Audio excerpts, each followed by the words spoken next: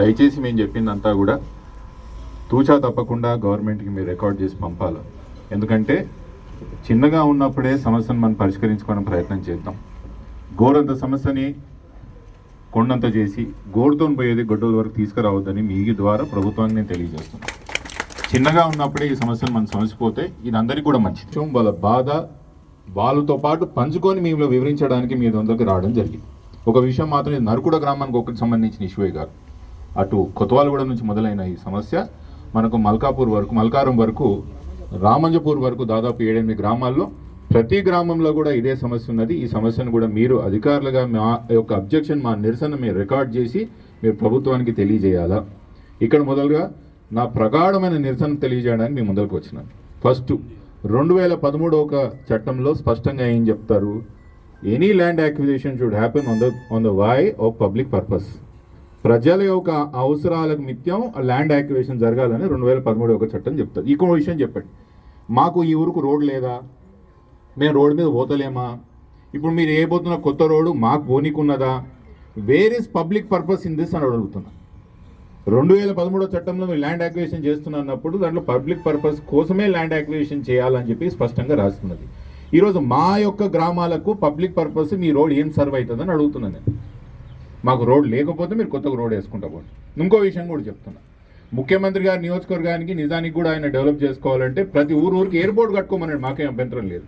కానీ ముఖ్యమంత్రి గారి నియోజకవర్గం అభివృద్ధి కోసం మా ప్రాంతం రైతులు ఎందుకు నష్టపోవాలంట, నేను ఎందుకు నష్టపోవాలి? మాకు రోడ్లు లేవా? మాకు ఈరోజు రింగ్ రోడ్ ఉన్నది, ఈ రేడియల్ రోడ్ కూడా మేము పెద్దగా 120 ఫీట్లతో రోడ్ వేసుకుంటున్నాము. అరే మా ఊర్లకి మా అవసరాలకు ల్యాండ్ యాక్విజిషన్ చేస్తే మేము ఒప్పిగలుగుతాం. కాల్లో వేల్లో పట్టుకొని గడ్డాలు పట్టుకొని నేను కనీసం అరే మన ఊరికి మంచిగా అవుతుంది కదా వదిలేయండి అని చెప్పి నేను కనీసం వేడుకోనికని వస్తుంది. ఈ రోడ్డు వల్ల ఎవరికి ఉపయోగం ఉన్నదని నేను అడుగుతున్నా. మాకు రోడ్ లేకపోతే కదా ఈరోజు ముమ్మాటికి ఈ రోడ్డు ముఖ్యమంత్రి గారి నియోజకవర్గం లాభం కావాలని మా ప్రాంత రైతులు పుట్ట మాత్రం కొడుతున్నారు. దీన్ని మేము సహించలేదు. ఫస్ట్. రెండో విషయం, ల్యాండ్ యాక్విజిషన్ యాక్ట్ మీరు చెప్తున్నారు. 2013లో మీరు ఏమంటారు, 2013 యాక్ట్లు ఏమంటారు, 3 ఇంతలు మేము ఖచ్చితంగా నష్టపోయే వాళ్ళకి ఇస్తామంటారు. ఎందుకు సార్ 10 లక్షలు 20 లక్షలు ఎందుకు? మరి మార్కెట్ వాల్యూ ఎన్హాన్స్ చేయండి, మార్కెట్ వాల్యూని మా యొక్క 2 కోట్లు 3 కోట్లు చేయండి. మార్కెట్ వాల్యూ 2 కోట్లు 3 కోట్లు చేసి దానికి 6 కోట్లు 3 ఇంతలు ఇవ్వండి. ఎట్లా ఒప్పుకోరో నేను కూడా చూస్తాను. మీరు వాల్యూ ఎన్హాన్స్ చేయరు. అదే పాత ల్యాండ్ అక్విజిషన్ రేట్లు అవే ఇస్తా అంటారు. ఎవరు ఒప్పుకుంటారండి? మా మెయిన్ రోడ్కి 8-10 కోట్లు ల్యాండ్, ఇప్పుడు లోపలికి పోతే నరకుడు లేడని 5-6 కోట్లకు తక్కువ ఉన్నదా? గజం 20,000 తక్కువ ఉన్నదా? ఇంకోటి మీరు ఇప్పుడే చెప్తారు, నాకు తెలుసు ఎకరా భూమి పోతే మీకు ఏంటన్నా 500 గజాలు ఇస్తాను. పిచ్చపోలండి మా వాళ్ళు. ఎందుకు తీసుకోవాలి 500 గజాలు? ఎకరా పోతే ఎకరాకు మీరు ఎకరానే ఇవ్వాలి, గజం పోతే గజమే ఇవ్వాలి. మీరు తక్కువ ఇవ్వడానికి మాత్రం ఎట్టి పరిస్థితుల్లో ఇది మేము ఒప్పుకోము. మా గ్రామస్తులు ఇది ఒప్పుకునే ప్రసక్తే లేదు. మూడో విషయం, ఏ ల్యాండ్ యాక్విజిషన్ యాక్ట్లో చెరువులకు ల్యాండ్ యాక్విజిషన్ ప్రొవిజన్ ఉందా? ఆర్టీఓ గారు, ఎంఆర్ఓ గారు, can you acquire lakes, water bodies?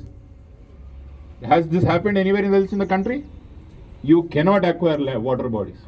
మీరు దాని మీదకే ఫ్లైఓవర్లను కట్టాలా లేదా వేరే ప్రొవిజన్ అని చేయాలి. మాకు ఇప్పుడు 111 జీవోలో మాకు డెవలప్మెంట్ లేదు. ఎందుకు డెవలప్మెంట్ లేదు? ఈ గొలుసుకట్టు చెరువుల నీళ్లు నిండితే ఇది పోయి హిమాయసార్లు నిండుతుందంట దరిద్రం. మాకు ఈ డెవలప్మెంట్ చేయకుండా ఆపిరు. ఇవి 3 గొలుసుకట్టు చెరువులు కావమని.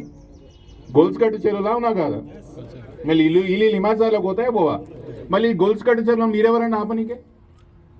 Which land acquisition act allows you to acquire lake bodies, water bodies? ఇవేమి కావు.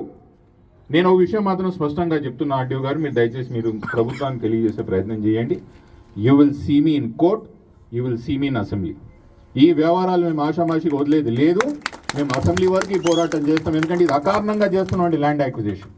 దీంట్లో సాహిత్యం లేదు, లాజిక్ లేదు, దీంట్లో ఎటువంటి కారణం లేదు. అకారణంగా చేస్తున్నటువంటి ఈ యొక్క ల్యాండ్ యాక్విజిషనే కానీ ఈ యొక్క రోడ్ పనులే కానీ ప్రతి ఎత్తున పెద్ద ఎత్తున మేము ప్రతిఘటిస్తాం. దీన్ని మేము అడ్డుకొని తీరుతాం. ఇంకోటి విషయం కూడా చెప్తున్నా, ఇప్పుడు మీరు శంషాబాద్ దాటాలి, రేపు షాబాద్ పోవాలి, ఆ మీదకెళ్ళి పరిగి, ఆ మీదకెళ్ళి కొడంగల్ పోవాలి. ఎవరిస్తారండి రోడ్లు? మీరు ల్యాండ్ మీకు 100 ఎకరాలు మీరు ఎక్కడ ఉందో మీ ప్రభుత్వం దగ్గర? పైసలే లేవని మాకు రైతు బంధు ఇచ్చే పైసలు లేదు మీ దగ్గర. ల్యాండ్ యాక్విజిషన్కి ఏడిస్తారు పైసలు మాకు? ఏడున్నది భూమి మీకు? భూమికి ఈయనకి ముఖ్యమంత్రి గారు మొన్న చెప్పిండ్రు మా దగ్గర భూమి లేదు, మీకు భూమి ఈయనకి అంటున్నారు. ఏడికెళ్ళి ఇస్తారు ల్యాండ్ యాక్విజిషన్ భూములు? అకారణంగా మీరు ఏ కారణం చేసినా కూడా యాజ్ ఐ సెడ్ 2013 చట్టం ప్రకారమే first of all public purpose ఎక్కడ ఉందో మాకు చూపించండి. రెండు, మీరు ఒకవేళ వాల్యూ పెంచదలుచుకుంటే ప్రజెంట్ కమర్షియల్ మార్కెట్ వాల్యూ ఎంత ఉందో దాన్ని మీరు అనాలిసిస్ చేసి దాన్ని ఫిక్స్ చేసిన తర్వాతనే మీరు మాకు పైసలు ఇవ్వాలి.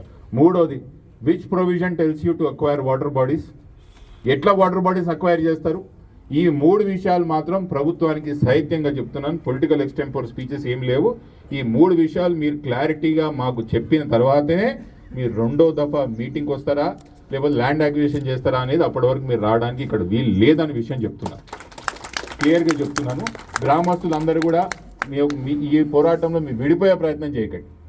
ఇప్పుడే మా పెద్ద మంచి వెనకపల్లి అని చెప్తున్నాడు, ఆడ ఇడగొట్టి ఒకరినొకరిని ఇడగొట్టి ఇట్లా పంచాయతీ పెట్టి మన దాంట్లో చిచ్చులు పెట్టి ఒక్కొక్కరిని పట్టుకుపోయి చేయించుకుంటారు. విడిపోయారంటే మనం కథమైతే అది మీ ఇష్టం. ఇది కూడా చెప్తున్నాను, ఒక్కొక్కరిని పట్టుకుపోయి చేసుకుంటారు.